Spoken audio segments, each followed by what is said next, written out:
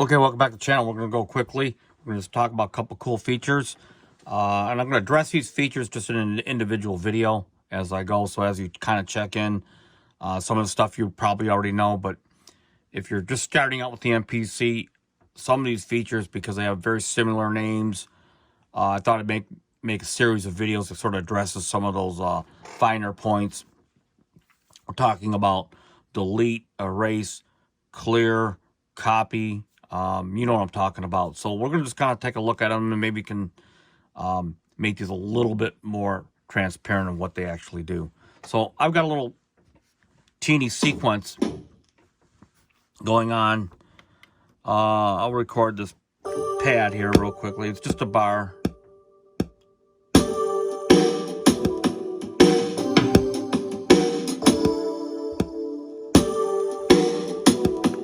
And we'll go to this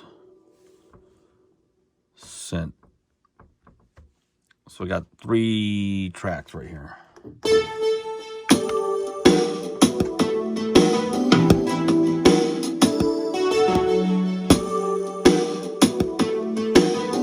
Okay, so now I've got this little thing going on, and this applies whether you've got 100 bars, measures, or your pattern is 1 bar in this case. So in this first track panel, the 3 panes, you've got this thing called clear, right? And if I were to clear this, and I'm going to do that right now, it says, do you want to clear this track? And I'll say yes. And this was just that little Minneapolis sound that I just played, that polysynth. What's going to happen, it's going to clear the MIDI data, and it's going to clear the track association status. So it shows as unused, okay? What it didn't do, if I go back to the programs, it didn't erase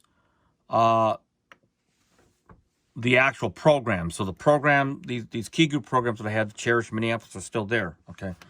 So it's a very usable, there's a reason for that, and it's very usable because you might have something that you recorded that you no longer want, but you don't want that track to be populated in the actual status of all tracks that are enabled. So very useful. Now, if you go undo that and undo that, undo. So now we're back to where we were. Okay. So now if I go up to this pane, hit the little marker, and this is at the sequence level. Not necessarily the project level, but the next level down from there, which is, now if I go to clear here, and you say clear, it cleared all the tracks. It cleared all the MIDI data on all the tracks that I have, which I only had 3 tracks. So if I go into here and press play, I got nothing, or I have nothing. Okay, all right.